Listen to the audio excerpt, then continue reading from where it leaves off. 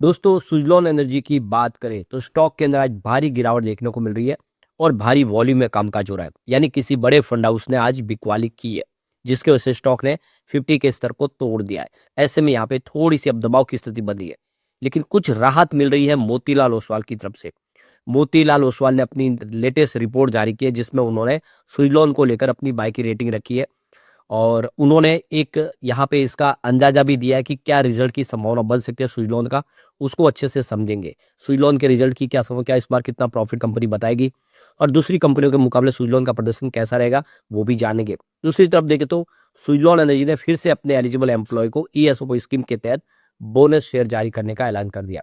लगातार सुजलॉन अब अपने एम्प्लॉयज को शेयर दे रही है और इसकी वजह से देखें तो शेयरों की क्वांटिटी बढ़ रही है। थोड़ा-सा लगता है जो निवेशक है कि हमको तो कोई यहाँ पे डिविडेंड भी नहीं दिया जा रहा है, लेकिन लगातार जो है एम्प्लॉइज़ को बोनस दिया जा रहा है, जिससे उनको भी थोड़ा टेंशन होता है। अब दूसरी तरफ देखें तो यहाँ पे लेटेस्ट म्यूचुअल फंड के आंकड़े निकल कर आए, कौन से म्यूचुअल फंड ने निवेश किया उसको भी जानेंगे इस वीडियो के माध्यम से।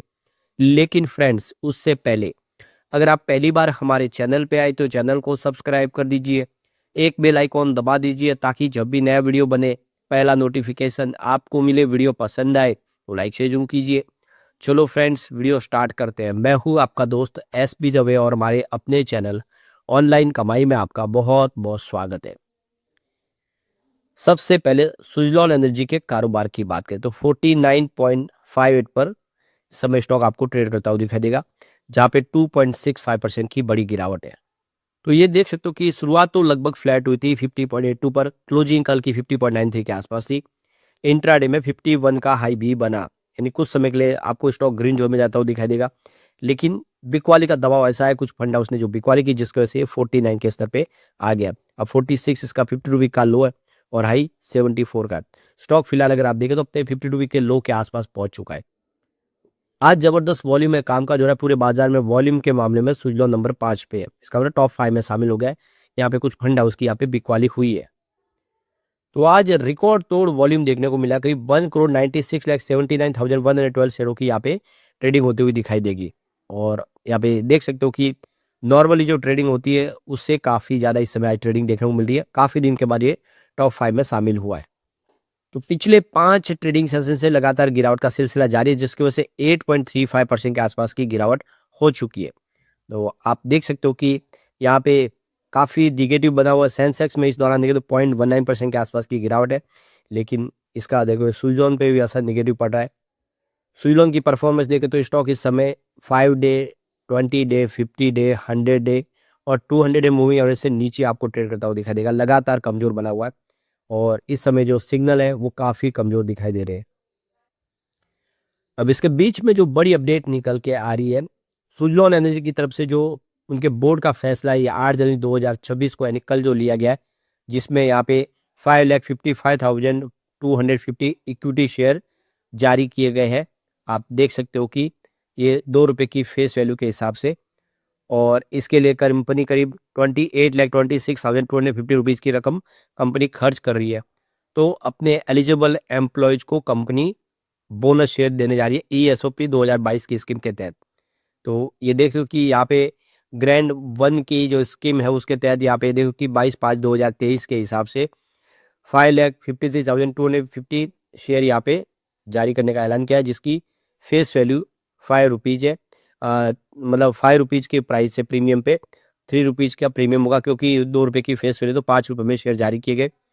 और इसके लिए 27,66,250 रुपीज़ की रकम कंपनी देने जा रही है। और यहाँ पे ग्रैंड 2 स्कीम जो 23/5/2024 के हिसाब से करीब 2000 इक्विटी शेयर दिए जा रहे हैं।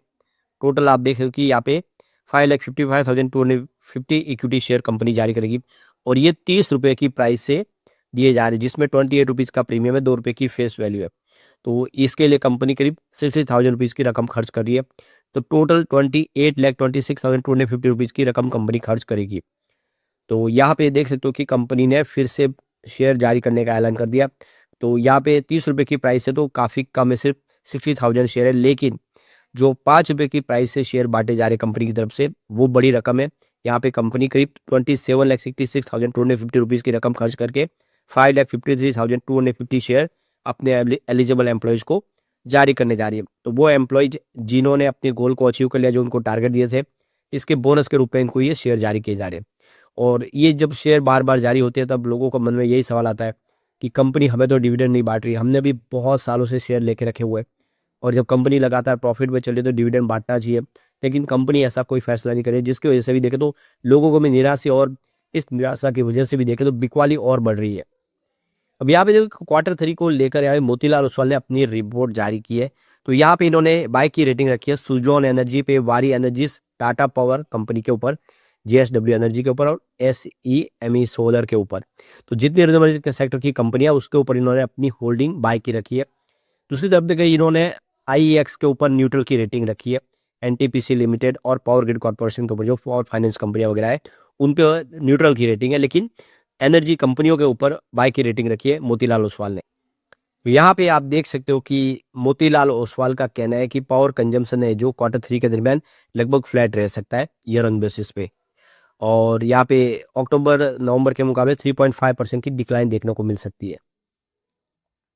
मोतीलाल ओसवाल ने 8.9 गीगावाट की जो पावर कैपेसिटी ऐड हुई अक्टूबर से नवंबर 2025 के दरमियान, जिसमें 6.4 गीगावाट का जो योगदान अगर आप देखें तो इसमें से 5.5 गीगावाट सोलर है और थर्मल की 2.2 गीगावाट की एनर्जी है। अब यहाँ पे मोतीलाल ओसवाल ने अपनी रिपोर्ट जारी की है। तो यहाँ पे एसीएमई सोलर को लेकर जिसकी प्राइस 240 के आसपास है, बाय की रेटिंग रखी है और दिसंबर में जो सेल्स के आंकड़े हैं वो ये देख सकते हो कि 5,113 मिलियन रुपीज़ के आसपास रह सकते हैं, जिसमें ईयर ऑन बेसिस पे 46% की जंप देखने को मिल सकती है और क्वार्टर ऑन क्वार्टर बेसिस पे 9.3% की वृद्धि देखने को मिल सकती है। यानी एसएमई का रिजल्ट जो है बेहतर रह सकता है। और एबिटाडा में भी देखें तो यहाँ पे 10% की वृद्धि की संभावना बन रही है और नेट प्रॉफिट में देखें तो -7.1% यानी 7% की गिरावट हो सकती है। यानी एसएमई का जो प्रॉफिट है उसमें कमी आ सकती है क्वार्टर ऑन क्वार्टर बेसिस पे, लेकिन ईयर ऑन बेसिस पे भी 13% की गिरावट देखने को मिल सकती है। अब यहाँ पे आईएक्स की बात करें तो यहाँ पे कंपनी की तरफ से जो अंदाजा लगाया है वहाँ पे ये देख लो कि जो सेल्स है उसमें यहाँ पे ईयर ऑन बेसिस पे 10% की वृद्धि हो सकती है, लेकिन क्वार्टर ऑन क्वार्टर बेसिस पे 4% सेल गिर सकता है। आइनॉक्स विंड की बात करें तो यहाँ पे जो सेल्स है वो ईयर ऑन बेसिस पे 101% का जंप दिखा सकता है, 64% की जंप देखने को मिल सकती है। और इसके लिए यहाँ पे एबिटाडा में भी देखें तो यहाँ पे 61% की वृद्धि हो सकती है और क्वार्टर ऑन क्वार्टर बेसिस पे 4% की वृद्धि देखने को मिल सकती है। इसके अलावा जो प्रॉफिट की बात करें यहाँ पे 106% की जंप देखने को मिल सकती है क्वार्टर ऑन क्वार्टर बेसिस पे और ईयर ऑन बेसिस पे 52% की जंप देखने को मिलेगा। ओवरऑल देखें तो आईएक्स का रिजल्ट भी बेहतर देखने को मिलेगा। इसी तरह से सबके रिजल्ट में देखें तो यहाँ पे उम्मीद बेहतर दिखाई दे रही है। आइनॉक्स विंड की बात करें तो ईयर ऑन बेसिस पे 9% की गिरावट हो सकती है सेल्स में और यहाँ पे एबिटाडा में देखें तो 27% की गिरावट हो सकती है। ईयर ऑन बेसिस पे नेट प्रॉफिट में 67% की गिरावट हो सकती है। एनटीपीसी की बात कर ले तो यहाँ पे इनका जो कहना है एनटीपीसी में कि करीब 5.5% की क्वार्टर ऑन क्वार्टर बेसिस पे सेल्स बढ़ सकती है। और यहाँ पे अगर हम बात करें इसके एबिटाडा की तो यहाँ पर भी देखो कि 17% के आसपास की आपको जंप देखने को मिल सकती है क्वार्टर ऑन क्वार्टर बेसिस पे, ईयर ऑन बेसिस पे 10% की जंप आ सकती है और नेट प्रॉफिट की बात करें यहाँ पे 28% की वृद्धि देखने को मिल सकती है। अब यहाँ पे हम बात कर लेते हैं सुज़लोन की। सुज़लोन में बाय की रेटिंग दी हुई है, आप देख सकते हो सेल्स जो है सुज़लोन का वो यहाँ पे करीब 45,264 मिलियन रुपीज़ के आसपास रह सकता है, जहाँ पे ईयर ऑन बेसिस पे 52% की तेजी देखने को मिल सकती है जंप और क्वार्टर ऑन क्वार्टर बेसिस पे 16% की जंप देखने को मिल सकती है। यानी सुज़लोन का जो सेल्स है इस बार बढ़ सकता है क्वार्टर ऑन क्वार्टर बेसिस पे भी और ईयर ऑन बेसिस पे भी। एबिटाडा की बात करें तो सुज़लोन का जो एबिटाडा है वो यहाँ पे देखो कि 8,313 मिलियन रुपीज़ के आसपास रह सकता है, जिसमें ईयर ऑन बेसिस पे 66% की जंप रहेगी और क्वार्टर ऑन क्वार्टर बेसिस पे भी अगर आप देखें तो 15% की जंप देखने को मिल सकते हैं, यानी एबिटाडा बढ़ सकता है। नेट प्रॉफिट की बात करें तो 5,035 मिलियन रुपीज़ के आसपास रह सकता है, जिसमें ईयर ऑन बेसिस पे 29% की शानदार जंप देखने को मिल सकती है, लेकिन क्वार्टर ऑन क्वार्टर बेसिस पे 10% सेल्स नेट प्रॉफिट गिर सकता है। तो एक अंदाजा इन्होंने लगाया है। बाकी ओवरऑल अगर आप देखें तो प्रदर्शन बेहतर रहने की उम्मीद है और आने वाले समय सुज़लोन फिर बेहतर करता हुआ दिखाई देगा। अब यहाँ पे तो दिसंबर महीने में सुज़लोन में खरीदारी भी हुई अच्छी खासी म्यूचुअल फंड की। 23 म्यूचुअल फंड ने यहाँ पे फ्रेश इन्वेस्टमेंट कर दिया है। सिर्फ 8 म्यूचुअल फंड आप देखें तो जिन्होंने यहाँ पे एग्जिट लिया है, तो बिकवाली करने वाले कम है, खरीदारी वाले ज़्यादा है। इशारा है कि आने वाले समय सुज़लोन फिर बेहतर करेगा, गिरावट का सिलसिला थमेगा जरूर। लेकिन फ्रेंड्स, कोई भी इन्वेस्टमेंट करने से पहले अपने फाइनेंशियल एडवाइजर से एडवाइस ले ले या अपना खुद का रिसर्च करें, क्योंकि मैंने वीडियो आपके एजुकेशनल पर्पज के लिए ही बनाया। वीडियो पसंद आए तो लाइक से जरूर कीजिए और चैनल को सब्सक्राइब कर दीजिए। Thank you friends.